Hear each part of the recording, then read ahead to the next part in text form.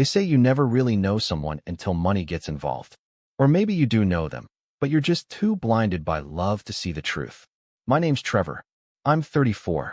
I run a small but thriving auto repair shop I built from scratch with nothing but a rusted-out garage, a dream, and a ridiculous amount of elbow grease. I'm not flashy. Never have been. I drive a modest truck, wear old boots until the soles flap like dog tongues, and believe in things like loyalty, second chances, and keeping your word. That last one. Turns out it's a rare trait these days, especially in my wife's family. Maya, my soon-to-be ex-wife, is 32. When we met, she was working the front desk at a dental clinic. I was fixing up a beat-up '67 Mustang for a client across the street. We got coffee once, then again, and somehow that turned into nights on the porch, her in one of my hoodies, sipping wine and asking about carburetors like she actually cared. I fell hard. We got married after 2 years. I thought I hit the jackpot. Smart, witty, easy on the eyes, and she laughed at my dad jokes even when I knew they were terrible. But if I could go back, I'd pay more attention to the look her mother gave me during the engagement party. Like I was a weed that sprouted in her manicured garden. Maya's family has money. Not billionaire yacht club money, but enough to make a middle-class guy like me feel like I had to explain myself every time I bought off-brand cereal. Her dad is a retired corporate lawyer, sharp as a blade and twice as cold. Her mom is the kind of woman who casually mentions other people's salaries at dinner, just loud enough to make you feel underdressed in your own skin. From the beginning, they didn't think I was good enough.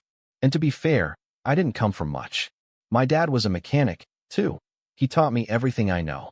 He passed when I was 23, and I took over the business with nothing but a few loyal clients and a bank account that might have had $300 in it on a good week. I remember the prenup conversation like it happened 5 minutes ago. Her dad sat us down before the wedding, cleared his throat, and said something like, "This isn't personal, Trevor, just a standard agreement to protect Maya's interests." Maya smiled awkwardly, like she didn't want to do it but was too used to doing what her parents said. I agreed to it. I didn't have anything worth protecting anyway. But I read every word, and I added one clause. Just one. If either party commits adultery, it said, they forfeit all claims to marital assets. Her dad raised an eyebrow but didn't object. Fair is fair, he said. I signed. So did she. We got married the next week in a vineyard her parents paid for, with white chairs, a string quartet, and a guest list that was 70% their friends and 30% mine. For the first couple years, it was good. Simple. Maya helped out with the books at the shop sometimes, and I let her redesign the waiting room with those awful minimalist chairs that look cool but feel like sitting on plywood. We didn't have a lavish lifestyle, but we had each other. Or at least I thought we did. Looking back, there were signs. Little things. The way she'd roll her eyes when I talked about expanding the business. How she stopped inviting me to her office parties. How she always picked dinner spots where she could run into her friends with trust funds and private chefs. But I brushed it off. I was building something real, and I thought she saw that. Then came the lottery win. We weren't struggling, but we weren't rolling in it either. I was at the gas station after closing up shop late one Friday, dirty hands, oil-stained jeans, and for some reason, I grabbed a scratch-off ticket. I don't even know why. I wasn't the type. But I won. $9 million. Just like that. I stood there in front of the convenience store with the ticket in my hand, blinking at it like it might disappear if I stared too hard. When I told Maya, she screamed, jumped into my arms, kissed me like we were in some rom-com finale. We celebrated. Drank champagne that probably cost more than my first car. She told me everything would change. She wasn't lying. First thing Monday, she called a financial advisor. Not for us, for her. She started spending like the money was hers alone. A new BMW. A ridiculous handbag with a waiting list. And she started disappearing more. Long lunches, girl trips, spa weekends. At first, I chalked it up to the excitement. Maybe she just needed time to adjust. But it wasn't excitement. It was distance. Cold, calculated distance. The moment that really broke the illusion came one night, maybe a month after the win. I was on the porch with a beer, watching the sun drop behind the neighbor's fence. Maya came out, stood in front of me, arms crossed like she was bracing for a storm. "Trevor," she said, voice flat, "I don't think I need you anymore." Just like that. No fight. No tears. Just a clean break. "I'm filing for divorce," she added. "But don't worry. I'll be fair. Fair. The word rattled around in my head like a loose bolt. She said she wanted half. Half the house, half the cars, half the shop. It's not personal, she said, echoing her father like a ghost. It's just what I'm owed. That's when I remembered the prenup. The clause. The one her father had no issue with because he never thought his perfect daughter could possibly do something like that. But I had my suspicions. And I had receipts. Not literal ones. Not yet. But I'd seen enough late-night texts. Enough hushed phone calls. Enough weirdly timed meetings. I didn't want to believe it, but something inside me had already started to harden. To prepare. So I looked her in the eyes and said, "You sure you never cheated on me?" She laughed. Laughed. Like I had told a joke. "Don't be pathetic, Trevor." But I just smiled and replied, "Are you sure about that?" And that's when her face changed. Just a flicker. A tiny crack in the porcelain mask. But I saw it. I saw everything I needed. And that was the moment I stopped being the guy who fixed cars for a living and started planning my revenge. I didn't sleep that night. I laid in bed staring at the ceiling, listening to the sound of Maya's soft breathing beside me, like nothing had changed. Like she hadn't just told me she didn't need me anymore and wanted half of everything I worked for. I watched her silhouette in the dark, and something inside me cracked. Not with rage, not even with sadness, but with this cold, steady resolve I'd never felt before. It was like watching a house you built brick by brick catch fire, and instead of running for water, you just sit on the curb and light a cigarette. The next morning, I got up before dawn and went to the shop. I didn't even shower. I just needed to be around something real. Grease. Tools. That comforting clank of metal on metal. I stared at the dusty photo of my dad on the wall for a while. He was holding a wrench and smiling like he didn't have a care in the world, grease all over his hands. "She thinks it's hers," I muttered. Like I didn't bleed to make this place what it is. I shook my head and got to work. But even as I fixed a client's busted axle, my mind was already putting the pieces together. I needed proof. Real proof. I wasn't going to accuse her of cheating unless I could back it up with something that would hold in court. So I did the thing I swore I'd never do. I hired a private investigator. His name was Doug, and he looked like a guy who'd been on the losing end of too many bar fights and still enjoyed them anyway. Thick neck, eyes like a hawk, and a no-nonsense attitude. He listened to my story with a slight squint and said, "You're not the first guy to get blindsided by a pretty face. You got money now. That changes people." I gave him everything I had. Dates, names of Maya's co-workers, phone numbers I'd seen pop up on her screen. He nodded, took notes, and said he'd get back to me. I didn't tell Maya. I played it cool. Pretended like I was processing the divorce talk, like I was being mature about the whole thing. She seemed relieved, almost smug, like she'd expected a fight and got a handshake instead. Over the next 2 weeks, things got weirdly civil. We ate dinner at the same table, but barely talked. She started sleeping in the guest room. Her parents called constantly, asking about how we'd be splitting things. Not if, how. Her mom even had the nerve to say, "Don't worry, Trevor, we'll make sure you land on your feet." Like I was the one being dragged out by the collar. Then the real insult came. One Thursday afternoon, I got back to the shop from a parts run and found her parents in my office, sitting in my chair, sipping the good coffee I kept in the back. Maya was with them. All smiles like this was some kind of intervention. "We just want to talk," her dad said. "There's no reason to be difficult." I stared at them, stunned. "You broke into my business to talk about my divorce?" I asked. "It's not breaking in," Maya said quickly. "I have a key." "Not anymore," I snapped. "Hand it over." Her mom gave me this pitying look, like I was a wounded dog growling over a scrap. "Trevor," she said slowly, "we know this is hard for you. But Maya deserves a fair settlement. She gave you the best years of her life." I laughed. I actually laughed. "She gave me what exactly? A redesigned waiting room and a few Excel spreadsheets? You want half my business for that." "She supported your dream," her dad said stiffly. "And she's entitled to her share of the lifestyle she helped build." I walked to the door, opened it, and pointed. "Out. Now." Maya looked startled. Her parents looked offended. "We're trying to be civil," her mom hissed. "And I'm trying not to lose my temper," I said. "Leave. And Maya, your key. Now." She dropped it on the desk with a smirk and walked out without another word. That was the moment the line was drawn. Whatever hope I had of this being a misunderstanding or a heat-of-the-moment thing, gone. They weren't just trying to take my money. They were trying to erase me, treat me like some bumpkin she'd outgrown. And I'll admit it, my hands shook after they left.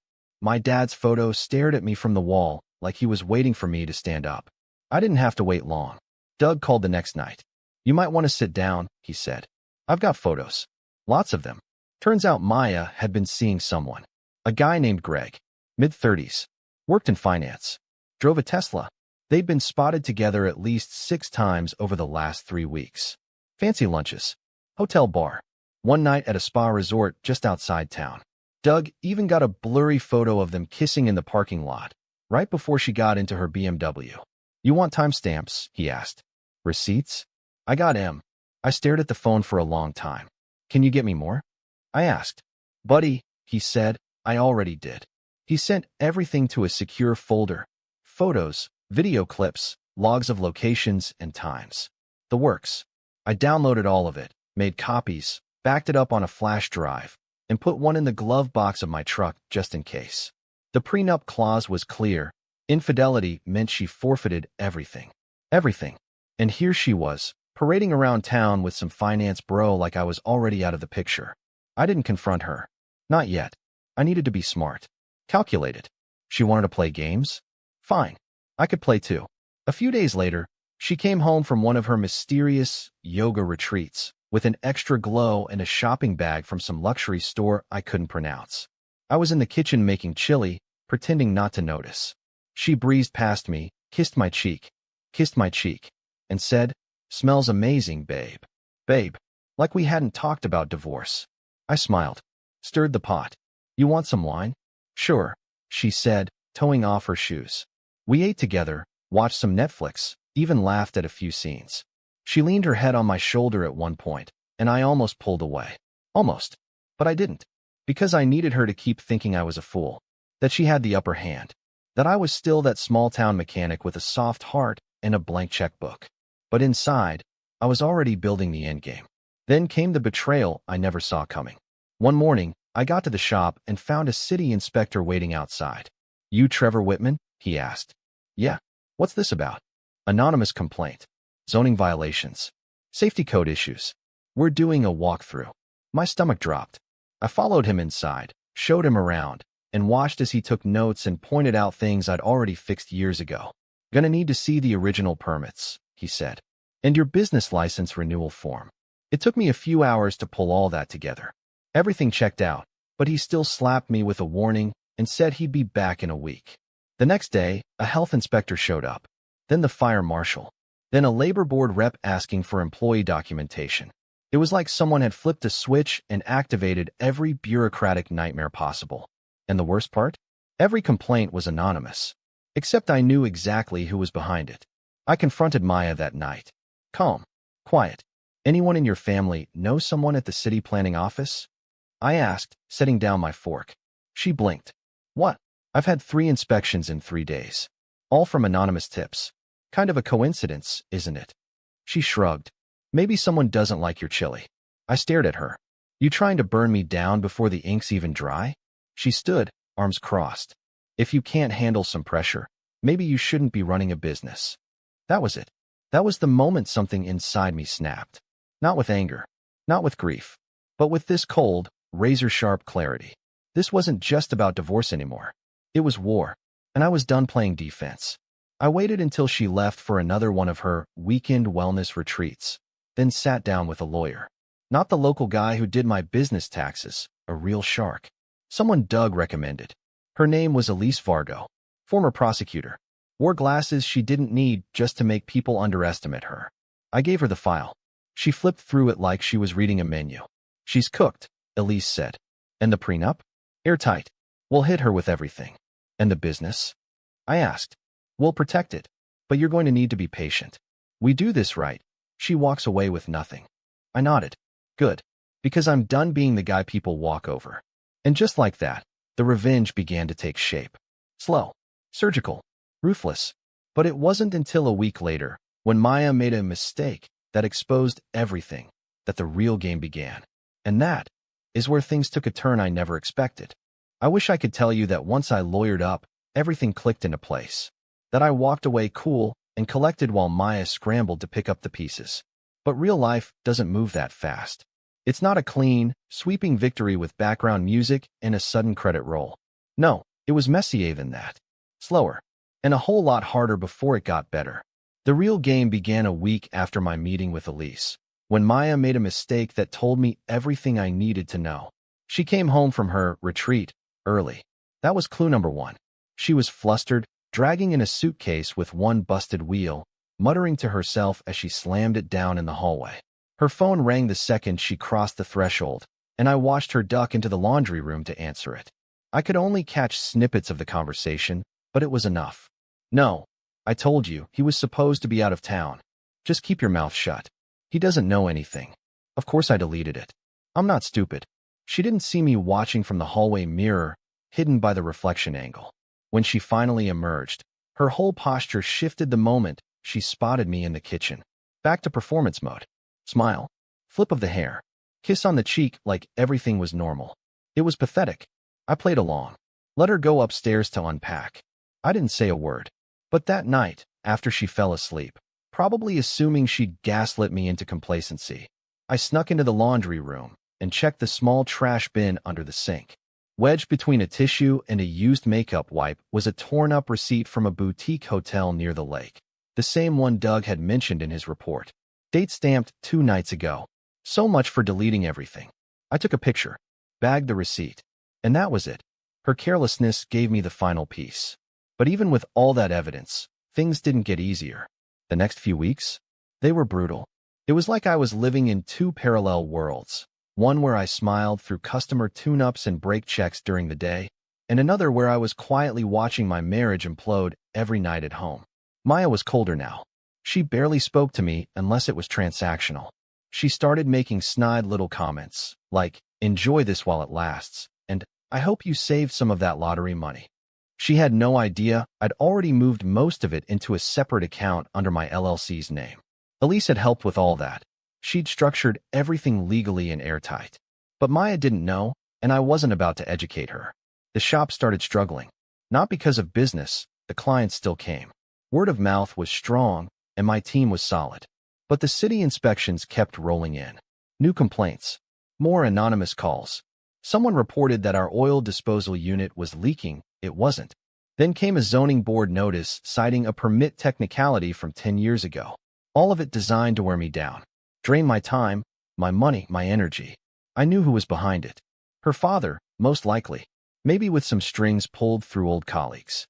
It was a quiet siege, slow, subtle, designed to make me fold. And I'll admit it, I almost did. One morning, after my 3rd cup of black coffee and an entire night spent filing inspection responses and damage control emails, I stood alone in the break room of my shop and just broke. I leaned against the fridge, slid down to the floor, and sat there like a lost kid. I wasn't crying. I didn't even have the energy to cry. I just felt hollow, numb, like all the fight had drained out of me. I'd spent a decade building this life, this business, this marriage, and it was crumbling like dry plaster under my feet. That was my rock bottom. But funny thing about hitting the bottom, once you're there, there's nowhere left to fall, only forward. A few days later, something shifted. It didn't happen all at once. No big revelation, no dramatic speech in the mirror. Just a moment, sitting in my truck after closing up shop, watching the sunset paint the sky with fire. I remembered something my dad used to say when things got tough. If it's too heavy to carry, don't try to lift it all at once. Break it down, one piece at a time. That night, I wrote down a plan. Not for revenge. Not yet. For me. Step 1, secure the shop. Elise put me in touch with a business consultant who specialized in protection during contentious divorces. Together, we reviewed every contract, every license, every employee file. We restructured the business into a new LLC with a trust shield, transferred assets, and filed the paperwork so cleanly that even a team of lawyers would struggle to poke holes in it. All above board. All perfectly legal. Step 2, mental space. I moved out. Not far, just a rental on the edge of town with a view of the hills and a garage big enough to park my truck and keep a few tools. It wasn't fancy, but it was mine. No pretending. No watching my soon-to-be ex walk around in silk robes like she was auditioning for a reality show. Just peace. When I told Maya I was leaving, she barely blinked. Guess I get the house in the meantime, she said with a smirk. Enjoy it, I replied. And I meant it. Because the house. It was a box with memories that already felt like they belonged to someone else. Step 3. Rebuild. I poured myself into the shop again, not just to keep it afloat, but to reinvent it. We launched a new marketing push. I upgraded our tools and diagnostic system. I gave raises to my guys, the ones who stuck by me without asking questions. I even started doing weekend workshops for teenagers who wanted to learn the basics of car repair. It gave me purpose, gave the shop new life. One of the kids, a quiet girl named Brielle, reminded me of me at that age. She didn't say much, but when she rebuilt her first alternator, the smile on her face lit up the whole room. I started looking forward to Saturdays again. Then came the interviews. Elise had a contact at a local paper who wrote a piece on small businesses surviving divorce battles. I didn't name names. I didn't throw Maya under the bus. I didn't need to. I just told my story, quietly, plainly. How I built something with my hands. How I nearly lost it. And how I was taking it back, piece by piece. The article blew up. Local radio stations called. Clients poured in. We went from scraping to thriving in a month. I didn't brag. I didn't gloat. But inside, I felt something I hadn't in a long time. Pride. And then, just when I was starting to breathe again, the next twist came. It was a Wednesday morning. I was at the shop early, organizing invoices, when Elise called. She filed, she said. I froze. Filing what? She's officially filed for divorce. She's demanding 50% of all assets acquired during the marriage, including the shop, the lottery winnings, the truck, even the furniture. She knows about the prenup. Elise paused. She's claiming she never cheated. I leaned back in my chair, staring at the ceiling. Of course she is. She wants a formal mediation, Elise continued. And she's retained her father's firm. Which means this is going to get ugly. I exhaled slowly. Let her come. She's confident, Elise said carefully. Too confident. That worries me. Either she thinks we don't have enough to prove infidelity, or she's planning something. I didn't answer right away. My mind flashed to the receipt. The photos. The phone logs. But Elise was right. Maya had money, resources, and enough charm to play innocent if needed. She won't win, I said. Elise lowered her voice. Then we better be ready. The next week was a blur of paperwork, depositions, and prep meetings. Maya played the part of the wronged woman to perfection. Showed up in light makeup, modest heels, talking about emotional neglect and how I changed after the lottery. Her lawyer, a smug, silver-haired fox in an Italian suit, leaned into it, painting me as a stubborn, emotionally distant man who got lucky and left his wife behind. I stayed quiet. Let them talk. But when Elise opened her folder, slid the photos across the table, and dropped the time-stamped hotel receipts, the room charges, the surveillance stills, even a credit card bill with both their names on a spa day, the entire tone shifted. Maya's face drained of color. Her smile faltered. For a second, she looked right at me, and I saw it. Panic. Her lawyer tried to recover. Claimed the photos didn't prove anything. That the man could have been a friend. That the hotel receipts were circumstantial. Elise didn't even blink. Would the court like to see the text messages? We have copies. Maya turned sharply. What text messages? Her lawyer whispered something, but she wasn't listening anymore. Her posture collapsed in on itself. Her eyes darted. She realized, for the first time, that she'd miscalculated. But Elise didn't stop there. She outlined every clause of the prenup, walked them through the infidelity clause with the grace of a seasoned sniper. And then, as she pulled out the ace, a signed statement from Doug's contact, a hotel employee who confirmed Maya had requested the discreet entrance for repeat guests who prefer privacy. She'd used it 3 times. With the same man. The room went silent. Maya didn't speak. Her lawyer asked for a recess. They left the room, whispering furiously. And I sat there, calm, still, the same way she looked the night she told me she didn't need me anymore. Except now, the roles had flipped. And that was the moment I realized the fall was over. It was time to rise. They say revenge is a dish best served cold. And let me tell you something. The colder it gets, the clearer your mind becomes. After that mediation session, Maya knew the tide had turned. For the first time, she wasn't the one pulling strings. She wasn't the one with the smug smile or the condescending tone. She wasn't the puppet master, not anymore.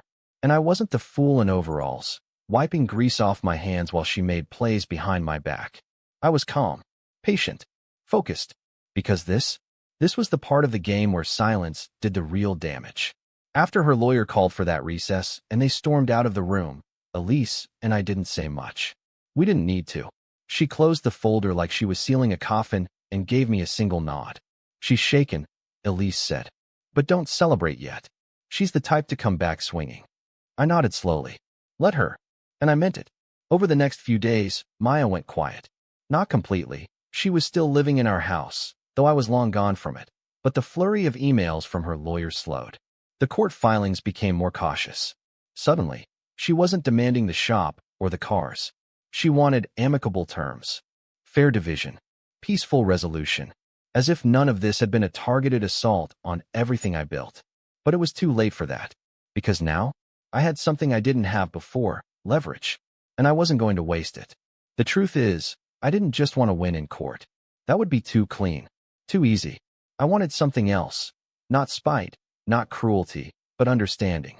I wanted Maya to feel the weight of what she'd tried to destroy, to face the people she dismissed, the sacrifices she mocked, the legacy she laughed at. So I started laying the groundwork. The first thing I did was secure my team. I gathered every employee, my 2 mechanics, my front desk guy, and my part-time assistant, and brought them into the back room for a meeting. I told them the truth. Not everything, but enough. "There's going to be a lot of noise in the next few weeks," I said. "People might ask questions. Papers might dig. And there might be rumors. But this shop, this crew, we don't fold. We hold each other up." Tony, my longest tenured guy, just grinned. "Boss, we've seen you rebuild a transmission blindfolded. We're not going anywhere."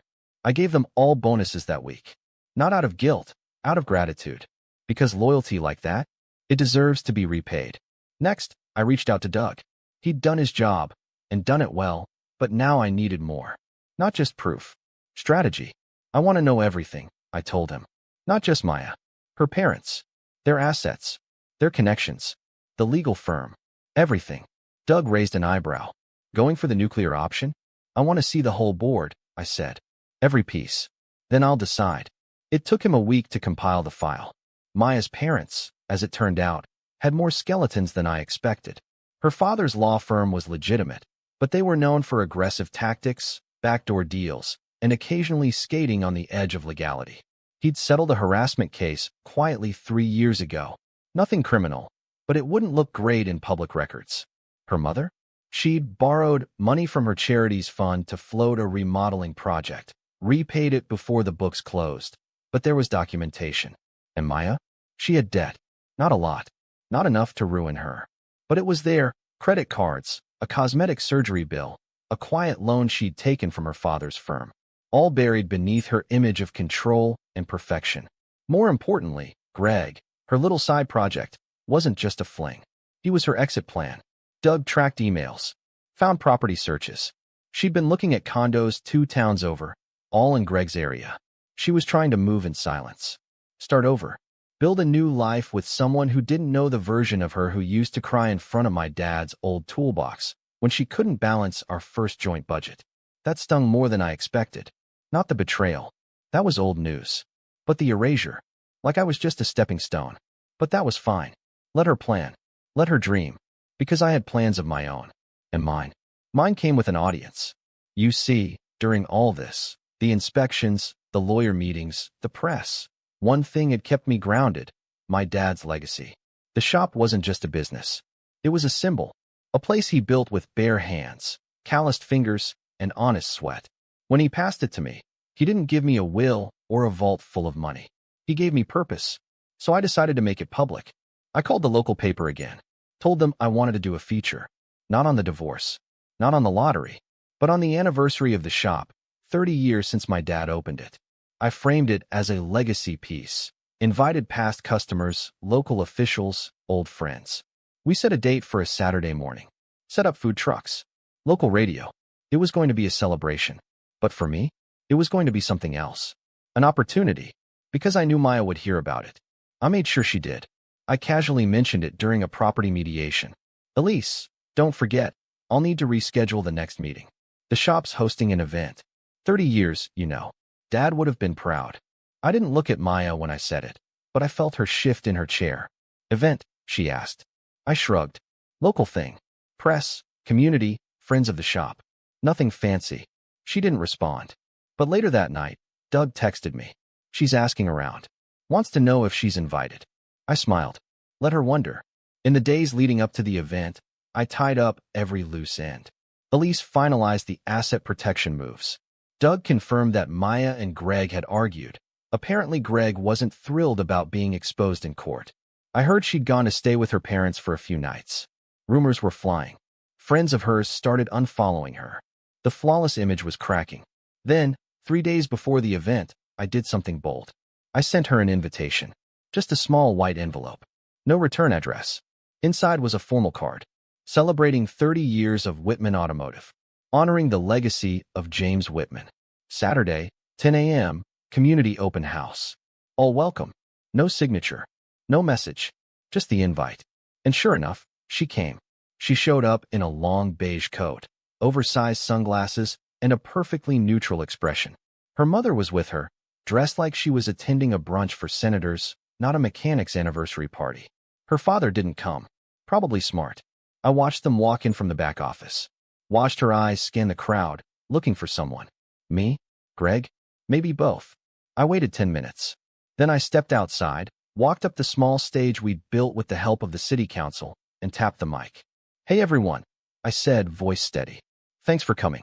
30 years ago, my dad opened this place with nothing but a single toolbox and a heart bigger than his wallet. He taught me everything, not just about cars, but about people. About respect, integrity, work you can be proud of. So today, we're not just honoring a business. We're honoring him.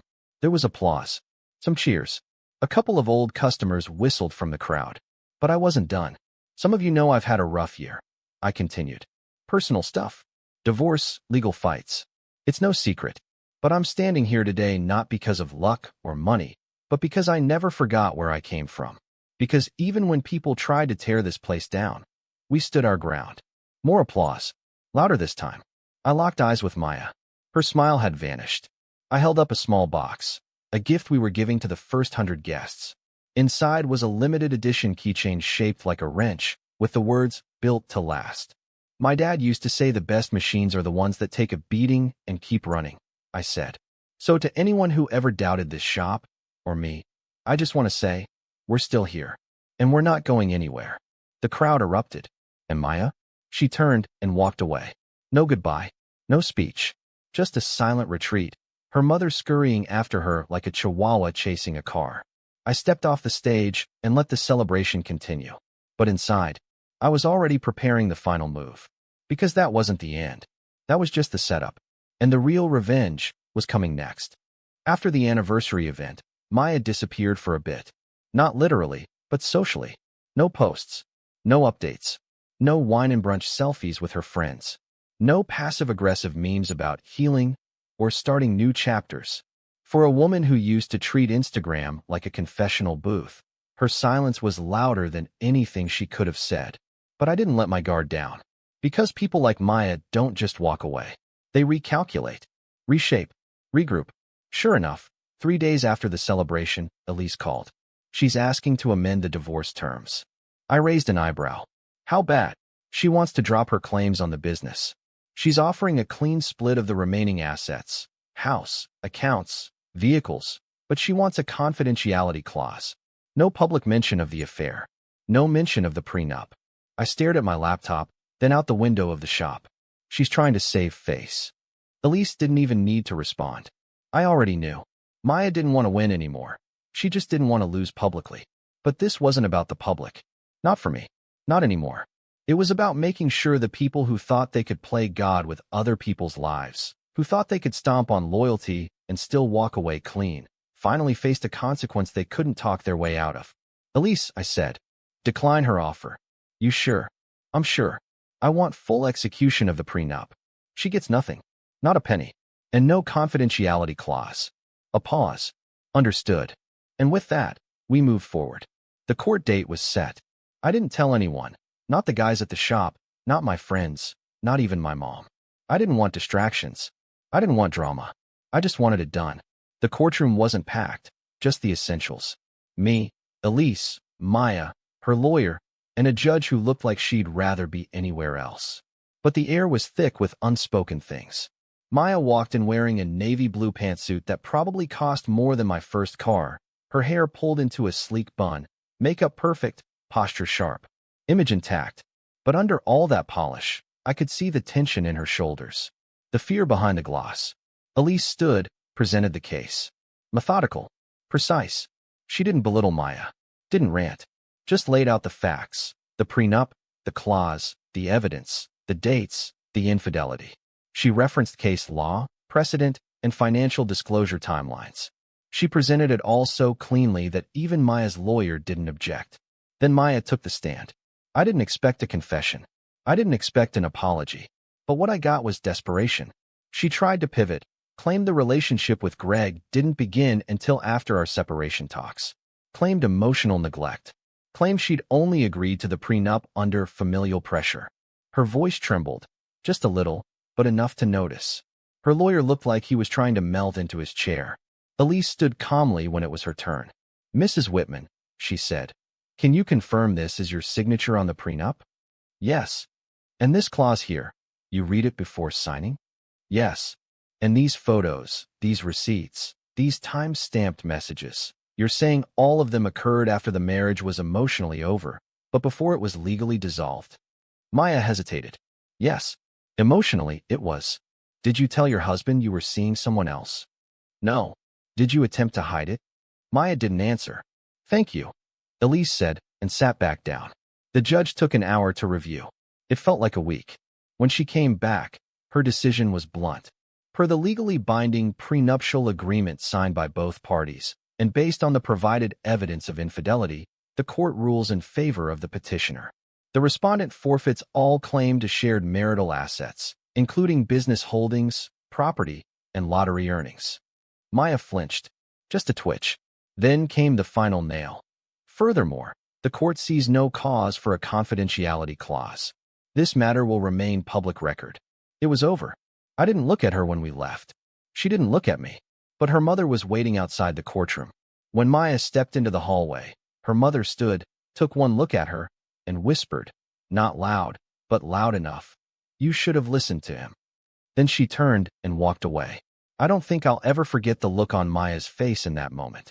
Not rage, not sadness, just nothing, like everything had gone silent inside her. I thought that would be the end. But there was one more card to play. See, revenge isn't just about what you take. Sometimes, it's about what you give back. The day after the ruling, I called Greg. Doug had dug up his number months ago. I never used it. Never had a reason. But now I wanted to see something. He answered on the third ring. Hello, Greg. This is Trevor Whitman. A pause. What do you want? I just wanted to say thank you. For what? For making my divorce easier. Silence. I don't. You will, I said. Check the court filings. They're public. Click. I don't know what he did after that. Maybe he ran. Maybe he ghosted her. Maybe he stuck around out of guilt. But I never heard about him again. Maya moved out of the house a week later. I didn't ask where she went. I didn't care. I kept the house, not because I wanted it, but because I earned it. I donated most of her furniture. Gave the guest room to my godson for weekend visits. Turned the office into a music room. Bought a cheap used piano off Facebook Marketplace and started learning to play. I was awful, but it didn't matter. It was mine. The shop kept growing. I brought on 2 more employees, expanded to a second location with Elise's help, and started offering trade workshops twice a month. One of my students, Brielle, got a scholarship to an engineering program. I wrote her recommendation letter myself. The lottery money? I barely touched it. Most of it went into an investment trust under my mom's name and a fund for community development projects. We opened a free car care clinic for single parents and veterans. No fanfare, no plaques, just real help for real people. One afternoon, about 3 months after the ruling, I found myself back on the porch of the shop, drinking iced tea with Tony. The sun was setting, casting long shadows over the pavement, and the smell of oil and rubber hung in the air. You ever think you'd be here? He asked. I took a sip and smiled. No, I said, but I'm glad I am. He nodded. Hell of a thing, what she tried to pull. Yeah, I said, but it's done. And it was. The thing about revenge is, It's not about destruction. Not really. It's about restoration. Reclaiming what was taken. Finding your footing. Standing tall again. Not because you crushed your enemies, but because you remembered who you were before they tried to bury you. Maya tried to burn everything down. I rebuilt from the ashes. And I made sure the world knew who started the fire. I didn't just survive the storm. I built my shop out of its wreckage. Yeah, for me, that reframing that you both have so beautifully illuminated in this book is so subtle, but it's so powerful because it removes that judgment, it removes that negative observation, that criticism, that fear that people feel on the receiving end of that as well. To me, just that switch of question is so powerful. So what I want to do now is I want to ask you both questions throughout the different chapters of the book, since no one really has it till today. And I'd like to start with you, Dr. Perry, and ask you what happened to you? What inspired you to study child trauma? Where did your journey start? And why did it become so important to you? Because obviously this is something that you've done for decades. Tell us about the beginning of that journey. Well, it started kind of randomly because when I went to college at Stanford, they have a freshman seminar process where they take incoming freshmen and they assign them to some eminent faculty member. And then for every week, for the whole year, you meet with that person and you get to know their work and have conversations. It's a great experience. And I was randomly assigned to Seymour Levine, who is the grandfather and now great-grandfather of almost all of the big stress researchers in our field. And he had just been doing a series of studies looking at how you could take a little rat pup and give it a tiny little bit of stress, handling stress. You just take it out of the litter, hold it, and then put it back after a certain period of time, and then let the animal grow up. And then when they looked at those animals, their brain was very different than the brains of animals that didn't have that tiny little stress. And I thought that was stunning, that you could have an experience that was literally minutes long, and it would influence in a lifelong way the functioning of this really critical set of systems in your brain that are involved in how every organ in your body functions. And from that point forward, I was studying the development of the stress response systems in animals and then got into clinical work. And it's interesting, going back to what Oprah said about labels. When you go into mental health and start to get trained, there is a manual that people use, the DSM, and it's full of labels. And it's based on the symptoms that somebody has. And basically, it's a big book that says, what's wrong with you? And it doesn't say what happened to you. And so I was a developmentalist and I had been studying the brain, and I went into the field and I'm like, wait a minute, there's about 30 different ways that you can become inattentive. You can have attention problems from hyperthyroidism and developmental trauma and, lead toxicity and all kinds of things. We need to ask, we need to get to know the people that were giving these labels. And if we did that, I think that we would stop giving them labels and start giving them some solutions. Absolutely. Absolutely. Thank you so much for sharing that. And Oprah, as you were saying earlier, the book is full of stories and the science. And when I was reading about your own childhood stories and traumas in this book, it's difficult at times and it's challenging, but at the same time, your level of honesty and transparency is genuinely such an inspiration for myself and countless other people who are struggling as well. And, when I was diving into the book, there were moments where I was so grateful to you for what you shared. And, you open up about a story about how your grandmother used to whip you over the smallest, most insignificant things, like spilling a glass of water and this harsh, right, exactly, breaking a plate. And this harsh behavior was normal for you as a kid.